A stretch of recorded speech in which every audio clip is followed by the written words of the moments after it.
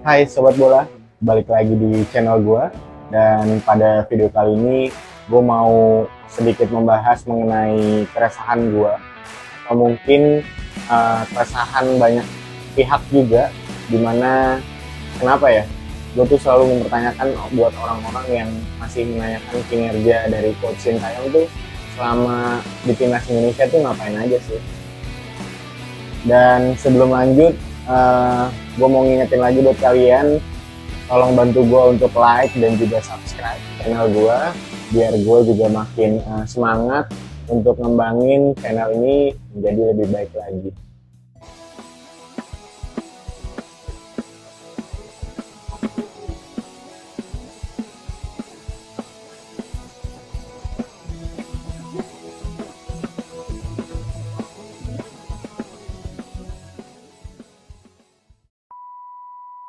Oke Sobat Bola, kenapa gue bilang keresahan?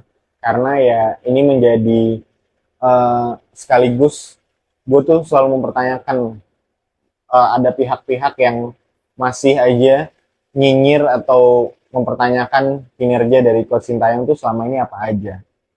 Dan rata-rata pertanyaan atau pernyataan mereka tuh ya emang udah dapet piala apa, emang udah juara apa gitu. Dan gue pengen banget ngasih tahu langsung gitu ke kalian yang punya pemikiran-pemikiran seperti itu, atau pihak-pihak yang punya pemikiran seperti itu. Sepak bola ini kan bukan cuma soal menang dan kalah atau dapat piala gitu kan. Ya memang dalam sebuah pertandingan yang dicari kemenangan. Cuma kan ini tuh menjadi apa ya? Gue paham sih. Ini kan yang disorot itu kan timnas Indonesia ya, dimana ya kita sama-sama tahu Indonesia ini kan menjadi negara sepak bola yang fanatismenya lumayan sangat besar gitu.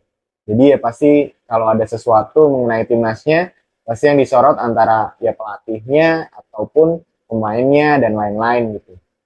Cuma kenapa sih pertanyaannya selalu juara atau piala? Kalian nggak lihat ya, emang selama ini progres yang pelan-pelan dibangun gitu.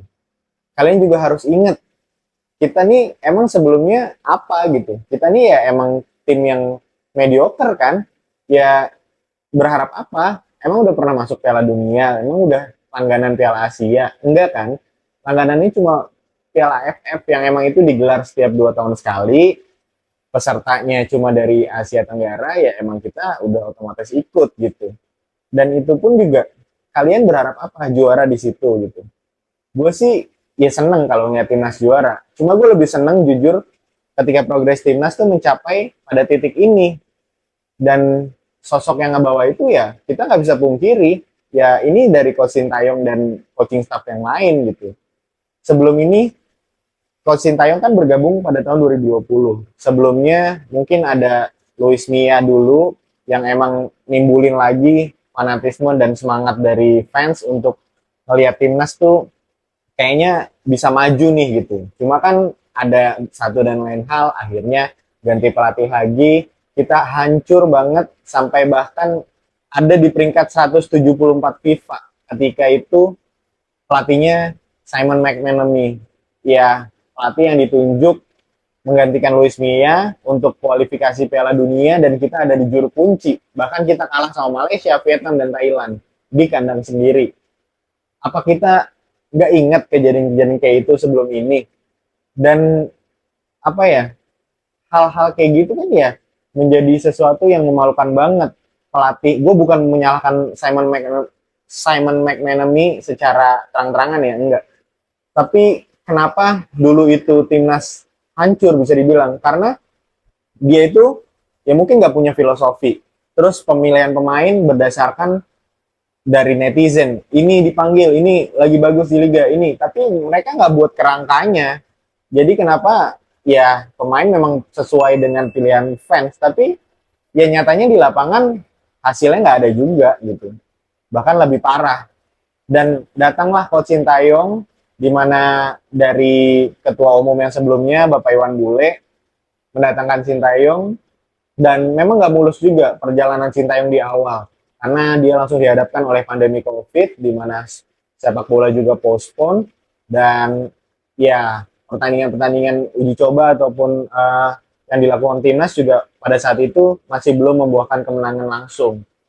Tapi yang kita lihat sebagai fans yang paham dengan proses, ini tuh Coach Sintayong membangun kerangka pelan-pelan di mana dia mencari potensi-potensi pemain yang dikira bisa mengikuti ritme permainan dari dia. Yang pertama dia cari adalah pemain yang punya stamina atau VO2 max, ketahanan daya tahan tubuh yang kuat. Dia bisa berlari setiap sampai pertandingan habis. Bahkan Coach Shin juga sempat bilang, ibarat katanya kalau belum mati jangan berhenti berlari. Ya ini sebagai acuan ya, karena dulu kita bisa lihat sendiri permainan timnas.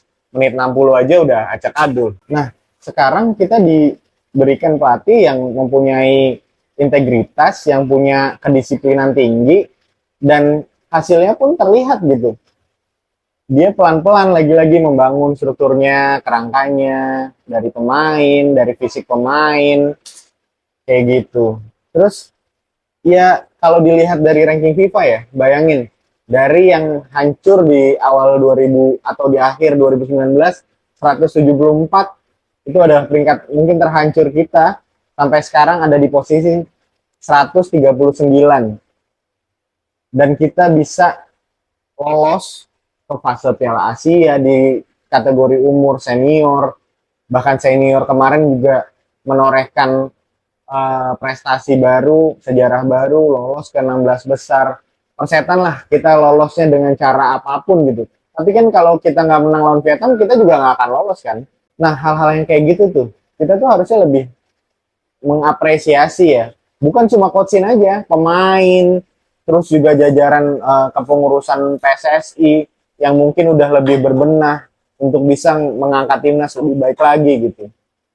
Jadi, cobalah buka mata kalian, hati kalian, jangan terlalu benci gitu. Ya emang ini bisa dibilang mungkin orang dari luar, orang asing gitu. Cuma ya kalau emang kita masih membutuhkan bantuan profesional dari luar negara dan itu hasilnya impactnya juga buat negara kita, kenapa enggak? Kenapa harus benci? Kenapa harus ada istilah local pride dan lain-lain? Kenapa gitu?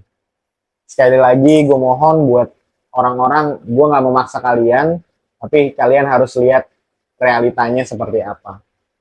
Oke, mungkin segitu dulu dari gua. Sorry kalau membara dan sorry kalau ada beberapa noise karena gua syuting ini pas saat lagi hujan dan thank you buat kalian yang udah like dan juga subscribe channel gua. Sekali lagi thank you for watching. See you on the next video. Bye.